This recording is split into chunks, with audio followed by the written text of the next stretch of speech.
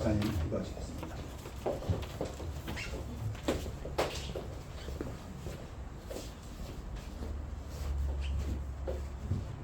전지전능하신 하나님 아버지 감사합니다. 2000년 전에 독생자 예수를 우리에게 보내주셔서 우리가 새 생명을 얻고 마귀의 권세에서 벗어날 수 있게 해주고 하나님의 자녀로 살 수 있게 해준 은혜를 감사합니다. 지난 한 주간도 우리가 알게 모르게 지은 죄 이 시간에 하나님께 회개하고 깨끗한 심령으로 하나님 말씀을 받아가길 원하오니 우리를 용서하여 주시옵소서. 오늘도 화창한 날씨를 허락해 주시고 세계 각국에 참 급변하는 세계에서 우리가 살고 있습니다. 세계 중심에 이스라엘이 지금 전쟁 중에 있습니다. 우리가 예수님 오시는 그 참 징조가 세계 전쟁이라고 했습니다. 하나님, 예수님 오시는 그 발자국 소리를 우리가 듣고 깨어 있어서 이 땅에서 살면서 예수님을 맞이할 수 있는 준비가 된 자들이 될 수 있도록 주님 도와주옵소서. 세계 각국에서 전쟁과 또 기근과 굶주림과 또 여러 가지 기상재변이 예수님이 오시는 참 징조인 것을 우리가 알고 하루하루 살 때 하나님을 참 기뻐하시는 삶을 살 수 있도록 주님 도와주옵소서. 만군의 여호와여, 주께 의지하는 자는 복이 있다 했습니다. 우리 여기 모신 우리 성도님들 참 하나님을 의지하는 삶을 살고 사람을 의지하고 참 사람을 기대는 사람이 되지 않고 하나님만 의지하고 하나님께 나가는 우리 성도들이 될 수 있도록 주님 도와주옵소서. 이것을 모이신 우리 형제 자매님들 하나님께서 일일이 찾아가서 기억해 주시고 이들을 한 주간도 또 형통한 길로 복을 주셨기를 기도합니다. 세상의 어려움과 환난과 역경을 이들에게 당하지 않고 항상 하나님의 자비와 은혜를 베풀어 주셔서 이들이 하는 일마다 형통케 하여 주시옵소서. 오늘 말씀을 선포하실 목사님 가정에 영육간에 강건하고 또 항상 물질이 부족하지 않는 가정이 되고 여기 모신 성도님들도 같은 축복으로 항상 물질이 풍족하고 남에게 덮을 수 있는 환경이 될 수 있도록 주님 도와주옵소서. 세계 각국에서 참 열심히 선교하시는 선교사님들을 위해서 기도합니다. 그들이 어디에 있든 간에 이 끝날에 하나님의 사명과 본분을 다하고 많은 열매를 맺고 하나님 앞에 칭찬 듣는 선교사님이 될 수 있도록 주님 도와주셔서 신령한 성도님들을 마음을 움직여 주셔서 그들에게 물질이 끊이지 않는 놀라운 역사가 일어나서 하나님의 역사가 홍수같이 밀려올 수 있도록 주님 도와주옵소서. 오늘도 말씀을 우리에게 말씀을 참 받아서 우리가 심령과 골수가 쪼개져서 우리가 변하는 삶을 살 수 있고 나보다 남을 낮게 여기는 한 주가 될 수 있도록 주님 축복해 주옵기를 예수님 이름 받도록 기도합니다. 아멘. 찬양대 나오시겠습니다.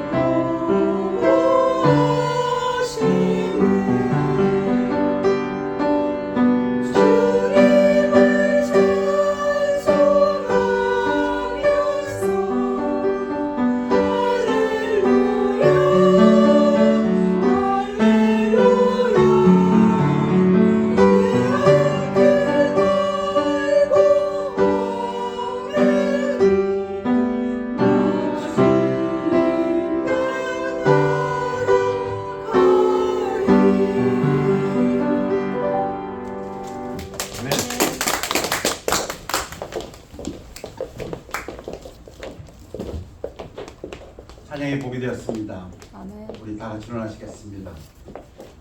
우리 성경 봉독은 잠언 4장 23절 드리겠습니다. 교대를 읽습니다. 모든 지킬 만한 것 중에 더욱 네 마음을 지키라.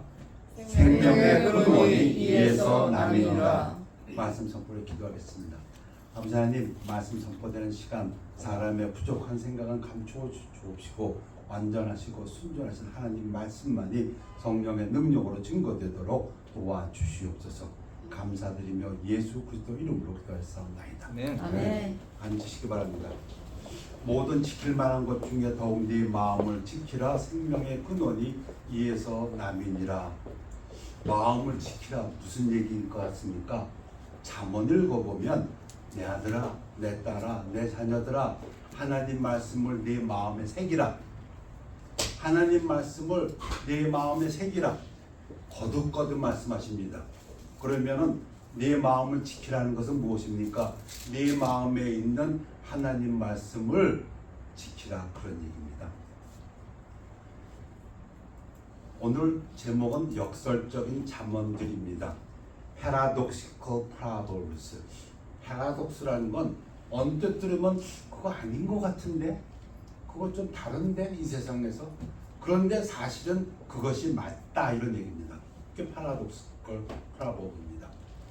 그런데 오늘 말씀은 그렇게 어렵지 않습니다. 사실은 아주 쉽습니다. 여러분, 카네기 일화 중에서 제가 두고두고 재밌어 하는 게 있습니다. 어머니하고 같이 시장에 갔을 때, 카네기가 어렸을 때 한 7살이라고 하죠.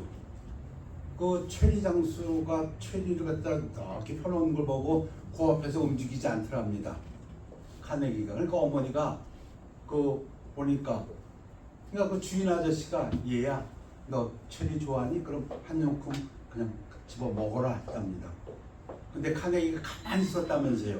그러니까 보다 못해서 그 어머니가 얘 아저씨가 너 가지라 그러잖아, 집어 먹어. 근데 얘가 가만히 있답니다. 계속해서. 여러분 그 얘기 아시죠? 그래서 보다 못해서 그 아저씨가 한 움큼 줘가지고 우선 줬답니다. 그 엄마가 이상했답니다. 그래서 물어봤다. 너 그렇게 좋아해서 아저씨가 줬는데 왜 안 가졌어? 카네기 대답이, 엄마 내 손은 요만해, 아저씨 손은 이만해. 내 손으로 가지면 내가 못 가져. 그거 이해되지요? 그거 이해되지요? 그러면 오늘 잠언은 하나도 패러독스가 아닙니다. 정말이에요.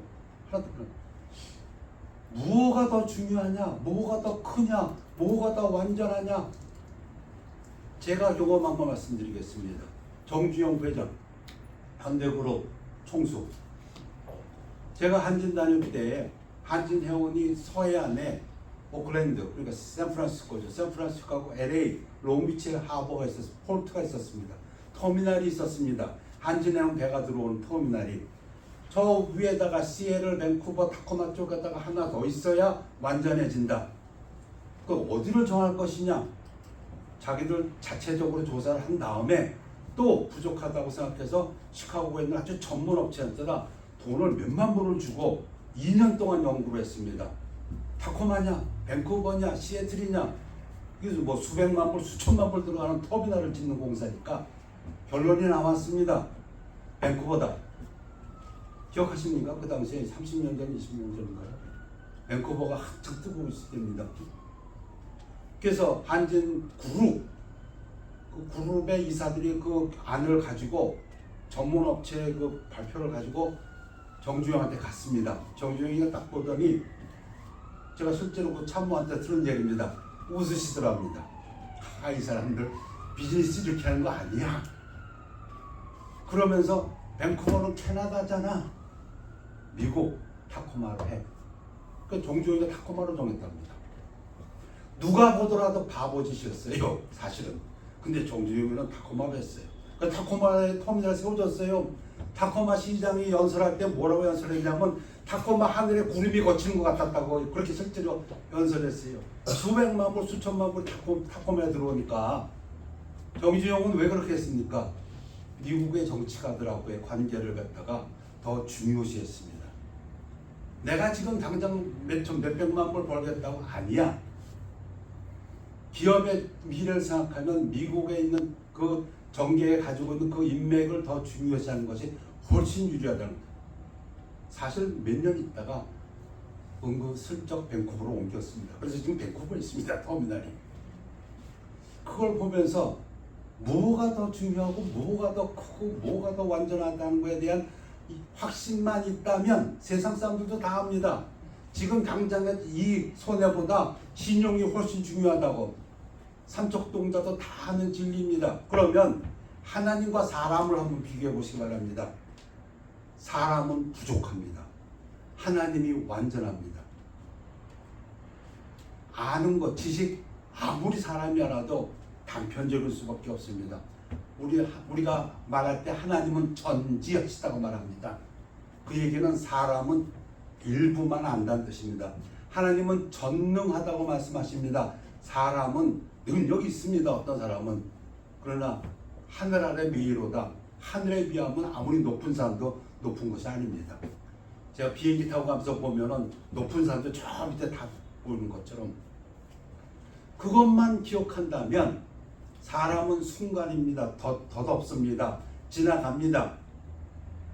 인생 70이요, 강건하면 80이요. 지금 100을 얘기하고 120을 얘기하지만은 하나님은 1000년을 하루같이라고 얘기하시니까 덧없음으로 얘기한다면 하나님과 사람한테만 비교할 수가 없습니다. 그것만 분명하다면 오늘 말씀은 너무 쉬운 말씀입니다. 집사님 기도하셨습니다. 사람을 의지하지 않고 하나님을 의지하라고. 왜? 사람의 능력과 하나님의 능력을 비교한다면 하나님을 의지해야죠. 그런 의미입니다. 잠언을 읽으면서 여러 번 읽으면서 제가 한 12가지를 추려봤습니다. 12가지가 될 수도 있고 20가지가 될 수도 있지만 그냥 제가 읽으면서 이거는 세상 사람들이 보기에 처음에 볼 때는 파라독스 같이 느낄 수 있겠다. 첫 번째, 내 아들아 여호와의 징계를 경히 여기지 말라. 그 꾸지람을 싫어하지 말라. 꾸지람 좋아할 사람 아무도 없습니다. 저도 싫고. 그런데 성경은 얘기합니다. 꾸짖는 거 싫어하지 말라. 징계, 여러분 징계라는 것은 아픕니다.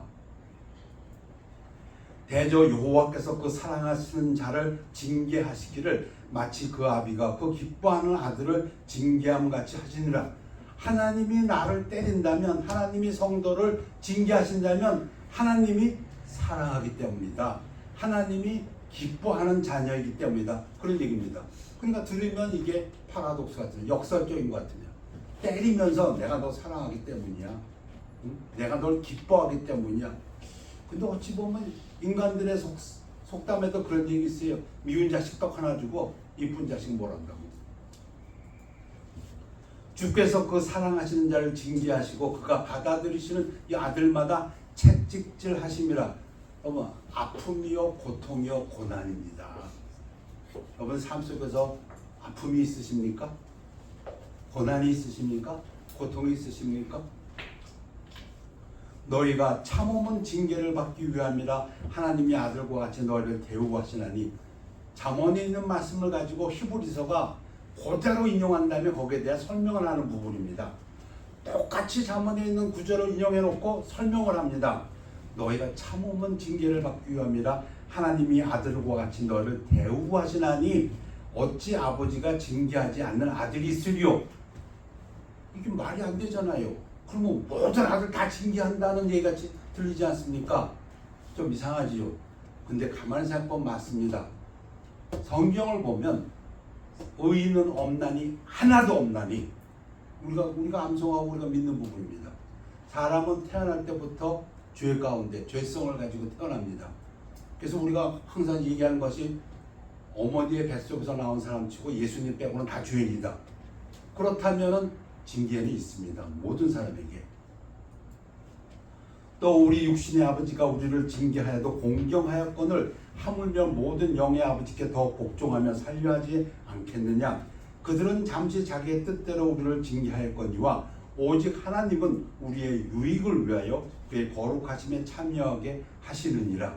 성도의 삶 속에서도 징계가 있습니다. 반드시 있다고 얘기합니다. 그런데 그것이 하나님께서 사랑하시기 때문에, 기뻐하시기 때문에 그리고 유익을 위하여. 물은 징계가 당시에는 즐거워 보이지 않고 슬퍼 보이고 다른 번역에는 괴로움으로 여겨지지만 후에 그로 말미암아 연단 받은 자들은 의와 평강의 열매를 맺느니라. 그래서 순복음교회 조영기 목사는 뭐라고 얘기했습니까? 어려움이 있습니까? 아픕니까? 고난이 옵니까? 축복을 싣고 오는 마차입니다. 두 번째, 거만한 자를 징계하는 자는, 꾸짖는 자는, 훈계하는 자는 도리어 능욕을 답받고 악인을 책망하는 자는 도리어 해를 받느니라. 거만한 자, 조롱하는 자, 조소하는 자 꾸짖어야 될 것 같아요. 그렇죠? 악인 책망해야지요. 근데 잠언은 하지 말랍니다. 거만한 자를 책망하지 말라. 그가 너를 미워할까 두려워하니라. 이게 좀 온순한 표현인데 그대로 하면 너 미워하고 증오하고 너에게 오히려 비난의 화살을 쏟을 것이고 네 말은 온데간데 없어질 것이다. 그런 뜻입니다. 그러면 누구를 꾸짖고 누구를 책망하느냐? 지혜 있는 자를 꾸짖으라. 그가 너를 사랑하리라. 고마워할 것이라. 아니 잘못한 녀석을 꾸짖어야 될 것 같은데 오히려 꾸짖지 말고 지혜로운 자를 꾸짖으라고 합니다. 지혜 있는 자에게 교훈을 더하라. 그가 더욱 지혜로워질 것이요 의로운 사람을 가르치라. 그의 학식이 더하리라. 지혜로운 자를 꾸짖으면 그가 너를 사랑할 것이요 그는 교훈을 더할 것이요 그는 학식이 더하리라. 그러나 거만한 자는, 왜 거만한 자를 꾸짖지 말라고 합니까? 거만한 자는 자기의 부족함을 못 느낍니다. 누가 자기의 잘못을 하면은 성경이 얘기하는 것이 그것을 받아들이지 못하고 오히려 되쳐서 상대방을 공격하니까, 그래서 이렇게 잠언의 지혜는 거만한 자가 있느냐? 오히려 꾸짖지 말라. 오히려 거만한 자가 더 온유하게 해야 됩니다.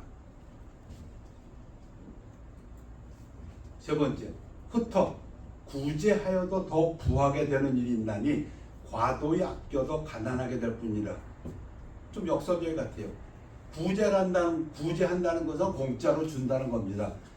공짜로 주어도 계속 더 부자가 되는 일이 있고, 아껴도 점점 더 가난해지는 일이 있다.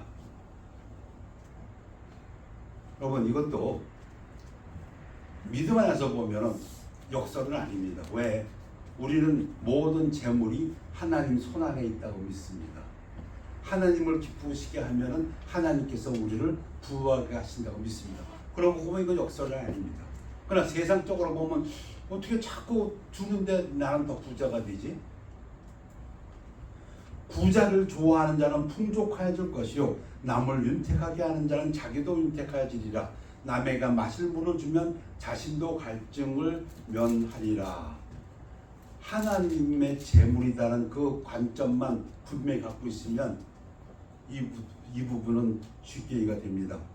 그래서 성경은 우리에게 가르칩니다.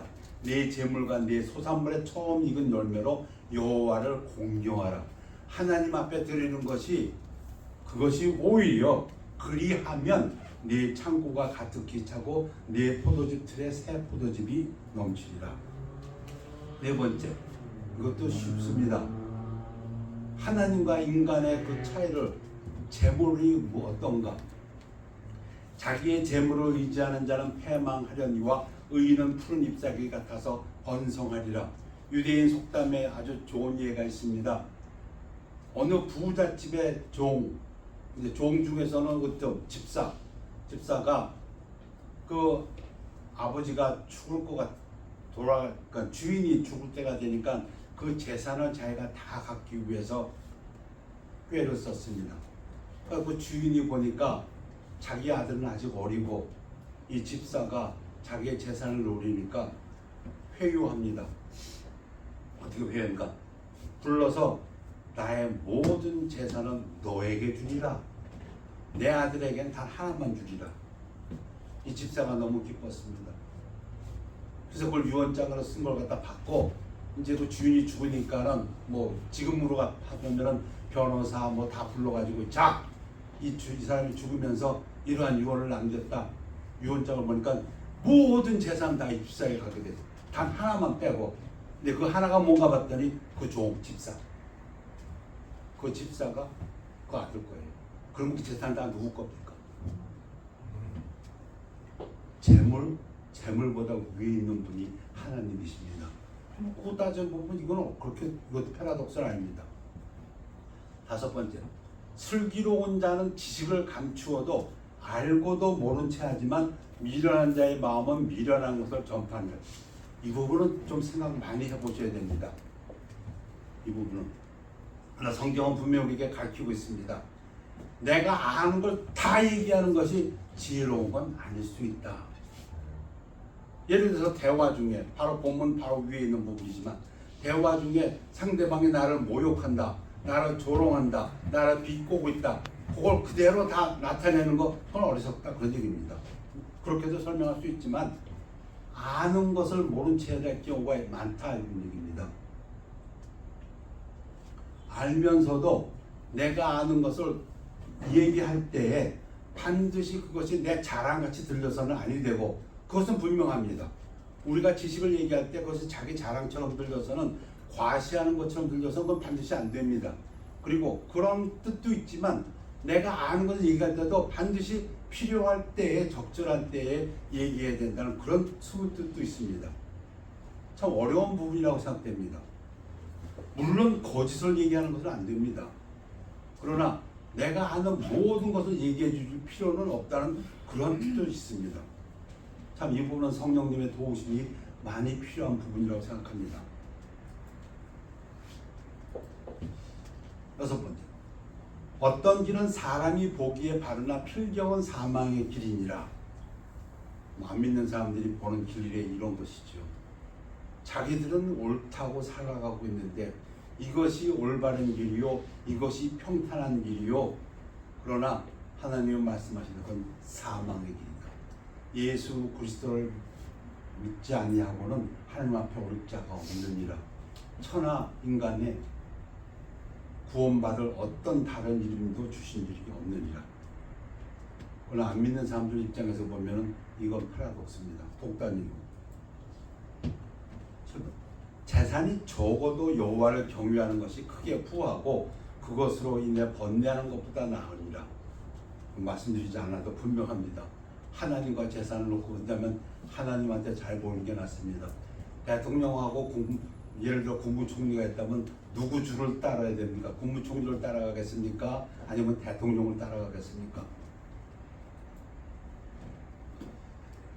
여덟 번째, 노하기를 더디하는 자는 용사보다 낫고 자기의 마음을 다스리는 자는 성을 빼앗는 자보다 나으니라. 세상은 용사를 또 성을 빼앗는 자를 존경합니다. 그런데 성경은 그렇게 얘기하지 않습니다. 노하기를 더디하는 자가, 자기 마음을 컨트롤하는 자가, 자기의 자제력, 절제력 있는 자가 훨씬 나은 자다. 아홉 번째, 이 부분 잘 배웠습니다. 근데 좀 어렵기 때문에 다시 한번 강조합니다. 잠언에서 눈이 말하는 부분입니다. 네 원수가 넘어질 때 즐거워하지 말며 그가 엎드러질 때 마음에 기뻐하지 말라. 지금 러시아하고 우크라이나 전쟁, 하마스하고 이스라엘 전쟁을 봅니다. 그 전쟁에서 일어나는 그 엄청난 고통들 보면서 이 규절을 한번 생각해 봅니다. 원수가 넘어질 때 즐거워하지 말고 그가 엎드러질 때 마음에 기뻐하지 말라. 그럼 어떻게 하라는 얘기인가? 뭘 어떻게 하라는 얘기인가? 여호와께서 이것을 보시고 기뻐하지 아니하사 그의 진노를 너희 원수에게서 옮기실까 두려우니라. 이유도 참. 요 원수가 나쁜 사람이고 악인이고 미련한 자고 하나님을 두려워하지 않는 자고 하나님을 대적하는 마귀의 졸개고, 근데 그가 넘어지는 걸 기뻐하면은 하나님이 그에게 부었던 진노를 거두어가신답니다. 왜? 그게 하나님 뜻이 아니기 때문에. 원수가 고통받는 걸 보고 기뻐하는 것이 하나님의 뜻이 아니랍니다. 이해가 되십니까? 에스겔이 이 부분을 설명합니다. 너는 그들에게 말하라. 주 여호와의 말씀이니라. 나의 삶을 두고 맹세하노니 나가 여호와입니다. 하나님이 맹세하신답니다. 뭘 맹세하냐? 나는 악인이 죽는 것을 기뻐하지 아니하고 악인이 그의 길에서 돌이켜 떠나 사는 것을 기뻐하니라. 하나님은 악인이 멸망하는 걸 기뻐하지 않습니다.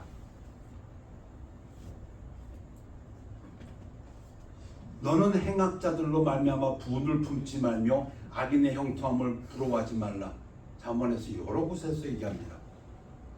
나쁜 사람들, 어우 저런 나쁜 놈들, 너 그거 화내지 말고 초조해하지 말라. 그리고 그들이 잘 되는 것을 보고 시기하지 말라, 부러워하지 말라. 그럼 어떻게 하는 얘기인가? 측은해하고 하나님의 마음처럼 불쌍히 여기고 그들이 회개하고 돌아오기를 바라는 그런 마음을 가지라 얘기입니다. 그리고 대저 행악자는 장래가 없겠고 악인의 등불은 꺼지리라. 저렇게 나쁜 사람이 계속 저런 짓을 하는데 아니 하나님 말씀하신다. 곧 없어진다. 푸틴도 없어질 거고 김정은도 없어질 거고 악인들 없어진다. 그건 하나님이 개런티하니까 너 그거 부러워하지 말고 그것으로 인해서 너 초조해하지 말고 분을 품지 말라. 그건 하나님이 원치 않는다는 겁니다. 오히려 네 원수가 배고파하거든 음식을 먹이고 목말라 하거든 물을 마시게 하라. 그리하는 것은 핀숯을 그의 머리에 놓는 것과 일반이요 여호와께서 네게 갚아주시리라. 이거는 에티오피아의 그 풍습에 보면은 이 부분에 더 설명이 잘 된다고 합니다. 누가 잘못을 하면 에티오피아에서는 어떻게 했냐면 머리에다가 숯을 놓고 이렇게 하고 길거리를 가게 하겠답니다. 왜 사람들 앞에서 옛날에 우리나라에서 애가 오줌을 싸면 뭐 소태기를 갖고 소금 얻으러 다니러 가고 부끄러움을 당하게 하는 것처럼 그러니까 에티오피아에서는 머리에다 숯을 얹고 가면 아 저 사람 뭐 잘못했구나 지금 회개하는구나 부끄러움을 당한답니다. 즉 원수에게 오히려 먹을 것을 주고 원수가 아파할 때 오히려 도움을 주고 측은해하고 불쌍해하고 하면은 그것이 하나님께서 내게 갚아주시리라. 왜냐하면 그게 하나님의 마음이기 때문에. 좀 파라독스 같죠. 지금 이스라엘 가자 지구 이스라엘 거 보면서 이 잠언 구절을 한번 생각해 봅니다. 네 번째, 자기의 마음을 믿는 자는 미련한 자요 지혜롭게 행하는 자는 구원을 얻을 자니라. 저희 주변에도 많습니다. 제가 보기에도 인간적으로는 아주 선한 사람들이고 올바른 일을 많이 하며 사는 사람들인다. 그들은 자기들의 마음을 믿습니다. 근데 하나님은 미련하다고 합니다. 왜? 우리 믿음에서는 너무 또 분명하죠. 말씀드린 것처럼 사도 바울은 자기가 죄인의 괴수라고 했습니다. 믿음 생활을 하는 사도 바울이 왜 죄인의 괴수입니까? 사도 요한은 우리가 죄 없다 하면 그것은 하나님을 거짓말장이로 만든다고 했습니다. 왜? 우리는 빛 가운데로 걸어가기 때문에. 여러분 밝은 데로 나아가면 나아갈수록 자기 몸에 붙어있는 조그마한 흠도 보이게 됩니다. 그게 성도의 삶입니다. 안 믿는 사람들은 어둠 속으로 가기 때문에 안 보입니다. 내가 뭘 잘못했어? 그러니까 자기 마음을 믿는 자들은 이 마음이 얼마나 더러운 걸레와 같은지 그걸 모르는 자들은 미련한 자들이다. 근데 그들의 눈에는 보이지 않습니다. 그들은 항상 상대적으로 봅니다. 저 사람보다 내가 낫지 않아? 근데 우리는 누구랑 비교하고 어떤 기준을 가지고 삽니까? 하나님의 기준을 가지고 삽니다. 그래서 저 높은 곳을 향하는 자들입니다. 여러분 문제. 사람을 두려워하면 올무에 걸리게 되거니와 여호와를 의지하는 자는 안전하리라. 안전이라는 관점에서 보면, 세이프티라는 관점에서 보면 사람을 의지하면은 일시적으로는 안전할 수 있습니다. 너 이렇게 안 하면 너 이런 해를 당할 수 있어. 뭐 드라마 같은 데서 보면은 항상 어떠한 뭐라고 하나요? 상대방한테 이용하기 위해서 어떤 협박, 공갈 그 말을 안 들어주면 어떤 해를 주겠다고. 잠언은 얘기합니다. 하나님과 사람하고의 비유를 한다면 사람을 의지하면 일시적으로는 네가 안전할지 모르나 그건 덧없다. 하나님을 의지하는 자가 안전하다. 마지막으로 여인에 대해서 잠언 31장에 얘기합니다. 고운 것도 거짓되고 아름다운 것도 헛되나 오직 여호와를 경외하는 여자는 칭찬을 받을 것이라. 고운 여자분들이 있습니다. 성도 중에서도 참 곱고 용모가 아름다운 분들 많습니다. 참 그런데 그거 2차적이다 그런 얘기입니다. 왜 2차적이냐? 거짓되고 헛되다. 일시적이기 때문에, 지나가기 때문에. 여러분들이 가지고 있는 그 아름다운 몸매, 얼굴, 100세에 가서도 그럴 수 있겠습니까? 지나갑니다. 그것도 중요하지만 그건 어디까지나 2차적이고 1차적인 것은, 가장 중요한 것은 여호와를 경외하는 여자가 칭찬을 받을 것이다. 진정한 아름다움은, 진정한 매력은 여호와를 경외하는 것이고 그 다음이 용모다. 그 얘기입니다. 패러독스입니까? 아니면 진실입니까? 오늘 성경을 보면서 패러독스 같이 느낄 수 있지만 그러나 이것이 하나님의 말씀입니다 하는 부분을 제 나름대로 열두군데 추려봤습니다. 기도하겠습니다. 아버지 하나님, 잠언의 지혜의 말씀을 주셨사오니 그것을 마음에 새기고 이 마음을 지키는 데에 항상 하나님께서 도와주시길 원합니다. 이 세상 살아가면서 많은 일들을 경험하고 우리가 모르는 일들, 처음 겪는 일도 많습니다. 그러나 하나님의 말씀 완전하시고 순수하신 그 말씀을 붙들고 나아가는 성도의 삶이 되도록 인도하여 주시옵소서. 감사드리며 예수 그리스도 이름으로 기도하였사옵나이다. 아멘.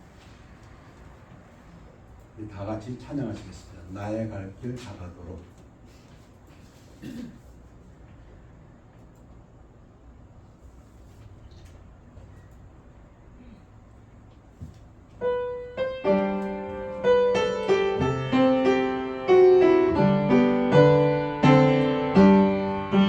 나의 갈 길 다가도록 예수 인도하시니 내 주 안에 있는 공연 어찌 의심하리요. 믿음으로 사는 자는 하늘 위로 가겠네. 무슨 일을 만나든지 만사형통하리라. 무슨 일을 만나든지 만사형통하리라.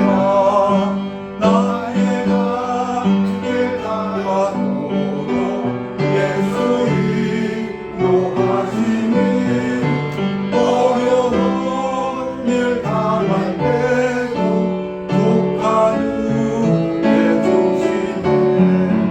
나는 심히 고단하고 영혼의 무가하나 나의 앞에 반석에서 샘물 나게 하시네. 나의 앞에 반석에서 샘물 나게 하시네. 나의 갈 길 다가도록 예수 인도하시니 후에 사랑 못 집은지 말로 할 수 없구나.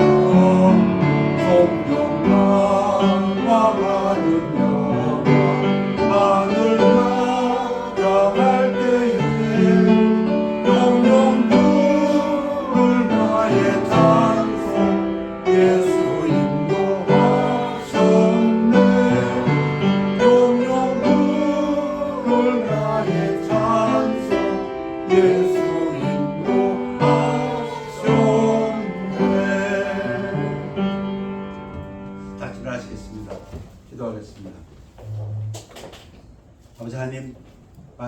은혜 감사드립니다.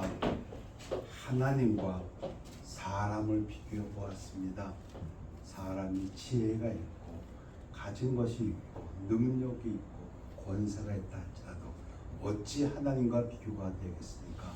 전지하신 하나님, 전능하신 하나님, 무소부재하신 하나님, 인간의 삶이 60, 70이요 80이라 하셨는데 영원하신 하나님을 의지하는 성도의 삶이 될 수 있도록 축복하여 주시옵소서. 하나님 말씀이 때로는 우리 마음에 이해가 안 된다 할지라도 하나님 말씀을 통해서 오히려 하나님 앞에 더 가까이 가는, 그리하여 하나님께서 나의 말을 지키는 자, 내 계명을 지키는 자들에게 나도 나타나겠고 그들 앞에 하나님의 능력을 보여주시 하신 것처럼 우리의 삶 속에서 한 해 놀라운 기적을 축복하는 삶이 되도록 인도하여 주시옵소서. 감사드리며 예수 그리스도의 이름으로 기도했사옵나이다. 아멘. 별단의 시간입니다.